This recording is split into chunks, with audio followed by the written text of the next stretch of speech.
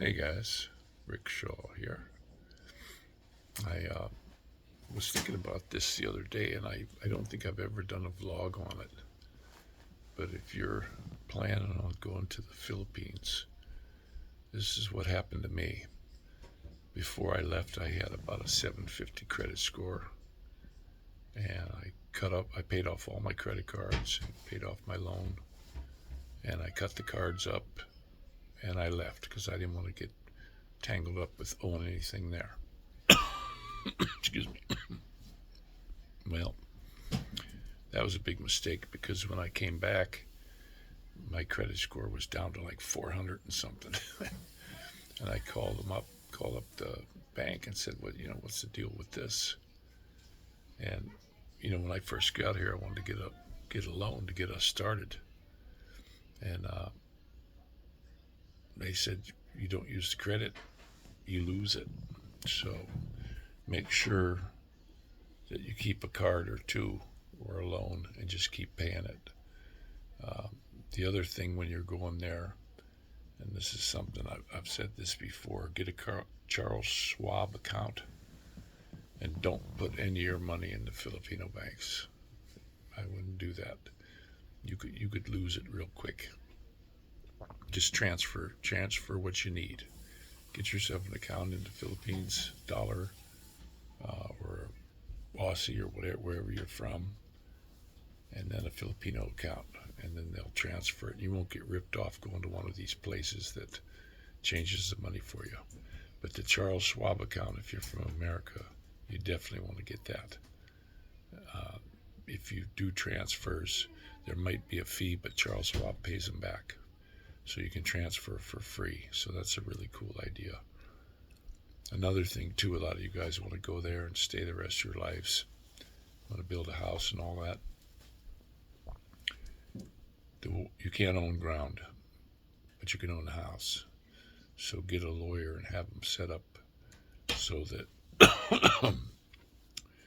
it's her ground, and then you have the house on it, and you put the house in your name, and you have an agreement that as long as you're there, you can live in that house. And that way you can't be put out, because I've seen too many times where things went bad. I'll tell you a little story. I had a buddy that I was talking to. This was quite a while back, and he went there, met a girl. First one he met, married her, and I remember him showing me a picture of her, and I was thinking, I don't think I'd have done that. She just didn't. Something lit my spidey senses up. So he stays there. He's got a big long vacation, so he stays there, and she's got a piece of ground that was left to her, and he starts building this house. And it's not no big fancy house. It's a 3-bedroom, two kitchen, and 2 bathroom. And two of the kitchens and one of the bathrooms was like outside, you might say. And it was pretty nice. He fenced it all in. He put a roof over the deck. It was like an L-shaped house, and he was showing me pictures of it. And I was like, man, that's a really good layout. And he put a good roof on it. And then he went ahead and came home, and he was getting ready. He had another few months to go till retirement. Not enough to collect his Social Security, but his retirement from his work. He was able to collect it.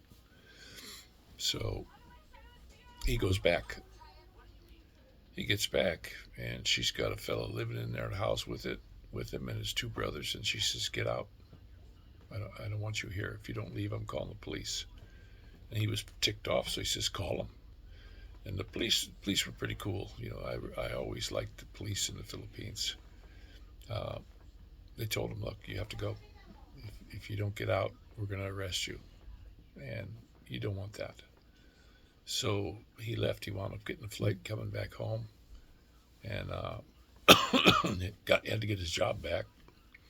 But he lost the house. That was all of his life savings he put into the house, in the furniture. He furnished it, new fridge, new stove, air conditioners. I mean, he laid the place out, and she took him. So you got to be careful of that. It can happen, and she don't care that she's married. Makes no difference to her. She's got a nice house now. So those are my little thoughts on when you're going to the Philippines. And anybody has any questions, I was there for just a month or so short of 13 years.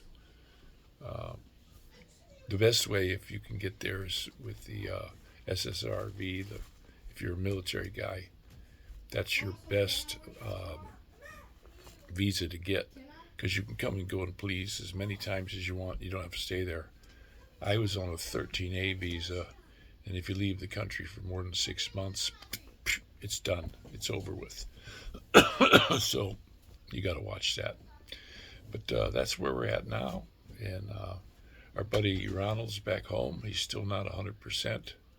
Hope you guys can keep him in his prayers. And don't forget to pray for each other. And this is Rick Shaw out.